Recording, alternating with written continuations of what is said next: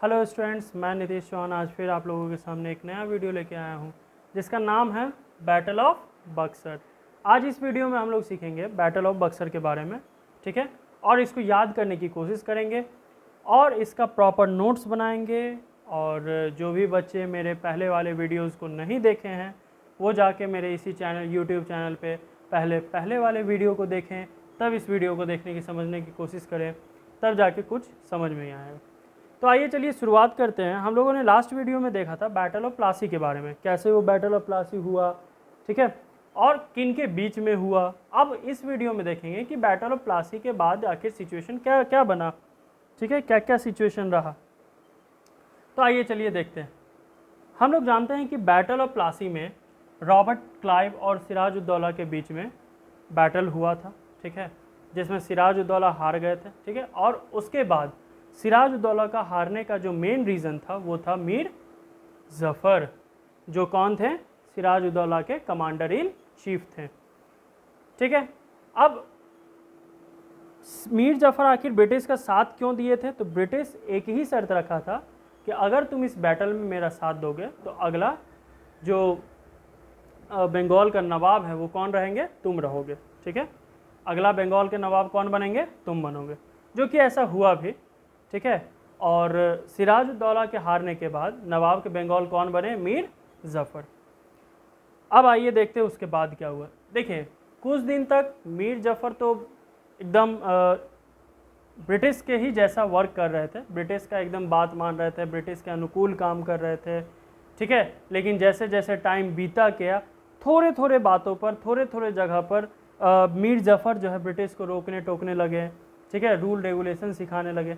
तो ब्रिटिश को एक पल के लिए लगा कि हमें लगता है कि मीर जफ़र को नवाब बनाकर हमने बहुत बड़ी गलती की। ब्रिटिश का ये मानना था कि अगर नवाब खुद सही से खुशी खुशी हमारे अनुकूल काम करते, हमको सपोर्ट करते, तो हम ये बैटल सब करते ही नहीं हैं, क्योंकि हम यहाँ ट्रेड करने आए थे, यहाँ लड़ने नहीं आए थे हम, ठीक है। तो ब्रिटिश का यही मानना था।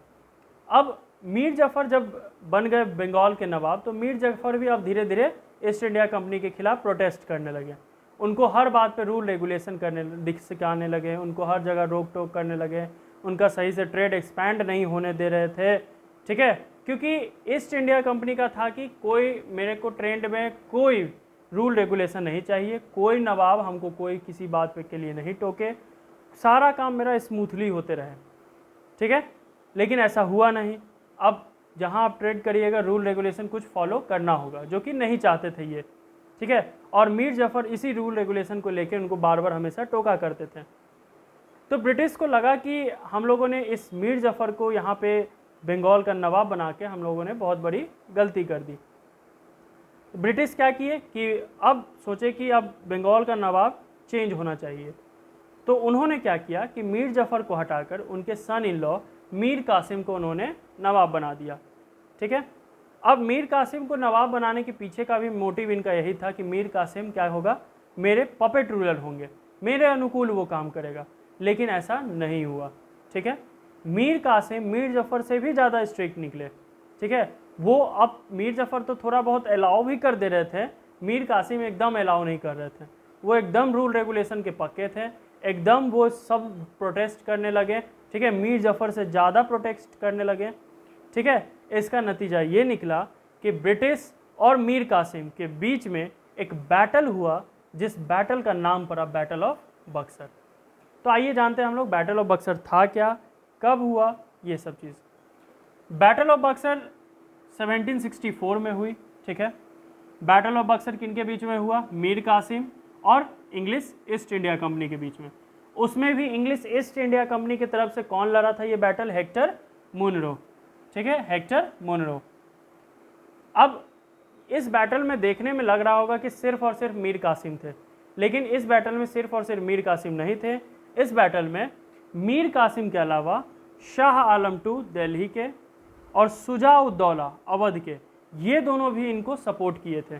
क्योंकि मीर कासिम इन दोनों को बोले थे कि जो आज मेरे साथ हो रहा है, हो सकता है कुछ दिन में ब्रिटिश वहाँ भी जाएं और तुम्हारे साथ भी वही करें, तो क्यों ना हम लोग सब साथ मिलके इस ब्रिटिश को यहाँ से हटा देते हैं, भगा देते हैं, ठीक है। लेकिन ऐसा नहीं हुआ, क्योंकि इस टाइम तक ब्रिटिश काफ़ी पावरफुल हो चुके थे। ठीक है, ये बैटल ख़त्म हुआ जिसमें मीर कासिम हार गए। ठीक है, और यहाँ पे एक ट्रीटी साइन हुआ, ट्रीटी ऑफ इलाहाबाद। ठीक है, ट्रीटी ऑफ इलाहाबाद कब साइन हुआ? 1765 में। अब इस ट्रीटी में था क्या कि बंगाल में जो टैक्स कलेक्ट करने का राइट है ये डायरेक्टली किसके हाथ में चला गया? ईस्ट इंडिया कंपनी के हाथ में। यानी कि अब बंगाल में टैक्स कौन कलेक्ट करेगा? East India company. ठीक है, दूसरा काम क्या हुआ कि एक तो ट्रीटी हुआ, ठीक है, दूसरा बात हुआ कि मीर कासिम के हारने के बाद बंगाल का अगला नवाब कौन बनेगा, ये बात था। तो मीर कासिम के हारने के बाद बंगाल के अगले नवाब फिर से कौन बन गए? मीर जफर बन गए।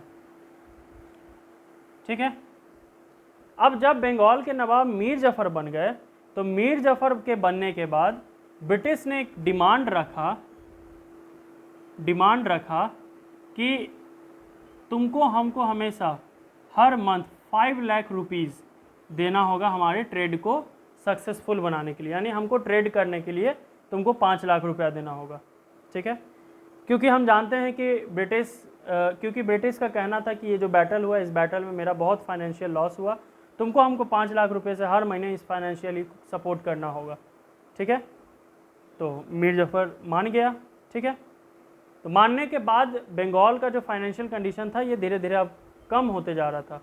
ठीक है, और हम 1765 की बात करें तो ये वो साल था जिस साल में मीर जफर की मृत्यु हो गई, मीर जफर मर गए। फिर से अब बंगाल के नवाब का पोस्ट खाली हो गया। ठीक है, अब बंगाल का नवाब कौन बने? फिर से एक प्रॉब्लम आ गया ईस्ट इंडिया कंपनी के पास। तो ईस्ट इंडिया कंपनी के पास ये प्रॉब्लम तो आया, लेकिन इसका सॉल्यूशन भी आया। इसका सॉल्यूशन क्या था देखते हैं हम लोग। अच्छा, ये दोनों जो आए थे दिल्ली से अवध से, दिल्ली से तुम्हारे आए थे ये शाह आलम II, और अवध से आए थे शुजाउद्दौला। इन दोनों को वार्निंग दिया गया ब्रिटिश की तरफ से कि भाई आप लोग किसी भी तरीके से ब्रिटिश के खिलाफ मत जाइए, नहीं तो आप लोग का भी छीना जाएगा। ठीक है, पावर छीना जाएगा, और आप लोग सपोर्ट मत कीजिए किसी को। ठीक है, इसके अलावा भी कुछ हुआ। ठीक है, अब जैसे जानते हैं कि जब मीर जफर की मृत्यु हुई 1765 में, तो 1765 में एक काम तो यही हुआ कि मीर जफर की मृत्यु हो गई, मीर जफर डाइड। इसके बाद दूसरा काम क्या हुआ कि ईस्ट इंडिया कंपनी को दीवानी राइट मिल गया, दीवानी राइट मिल गया। यानी ईस्ट इंडिया कंपनी में जो रॉबर्ट क्लाइव थे, इनको यहाँ का बंगाल का दीवान बना दिया गया। ठीक है, क्योंकि मीर जफर के जाने के बाद ईस्ट इंडिया कंपनी का ये मानना था, ये सोच था कि अब यहाँ पे कोई रूलर नहीं होगा, अब यहाँ पे हम ही रूल करेंगे। ठीक है, अब इसके लिए क्या हुआ, औरंगजेब के बाद तो कोई मुग़ल रूलर था नहीं वैसा पावरफुल। ठीक है, तो ये लोग क्या किए कि ज़बरदस्ती दीवानी राइट ले लिए। रॉबर्ट क्लाइव को दीवानी राइट मिल गया, दीवान बना दिया गया बंगाल का, और किन के द्वारा लिए? मुग़ल रूलर। ठीक है, मुग़ल रूलर्स के द्वारा इनको दीवान बना दिया गया। ठीक है, अब सिचुएशन ये था कि अब बंगाल के दीवान हो गए रॉबर्ट क्लाइव, यानी कि अब इनको ट्रेड में कोई दिक्कत नहीं आ रहा था। अब बंगाल में कोई ऐसा राजा नहीं था या कोई ऐसा नवाब नहीं था जो इनको ट्रेड में रोक रहा था। अब इनका जो प्रॉब्लम था, जो सबसे मेजर प्रॉब्लम था, ये यहाँ पे इनका सॉल्व हो गया। ठीक है, अब ये आसानी से बंगाल और उसके आसपास के इलाका में ट्रेड कर पा रहे थे। ठीक है, अब इनको ट्रेड में कोई दिक्कत नहीं आने लगा।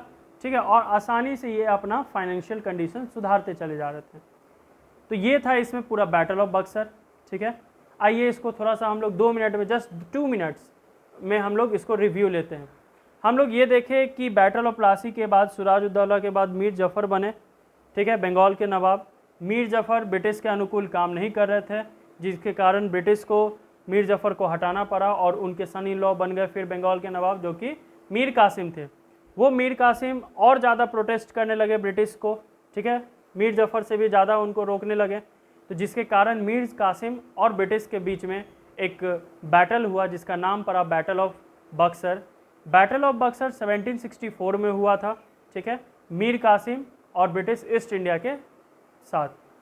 मीर कासिम अकेले नहीं थे, इनके साथ दो और रूलर थे, शाह आलम टू दिल्ली से और मगध से थे तुम्हारे शुजाउद्दौला, ठीक है, और ब्रिटिश ईस्ट इंडिया कंपनी के तरफ से थे हेक्टर मुनरो, ठीक है। ये बैटल 1765 में एक ट्रीटी के साथ ख़त्म हुआ जिस ट्रीटी का नाम था ट्रीटी ऑफ इलाहाबाद। इस ट्रीटी में ये कहा गया कि इस बंगाल में जो टैक्स कलेक्ट करने का जो राइट है ये अब किसके हाथ में आ गया, ईस्ट इंडिया कंपनी के हाथ में, ठीक है।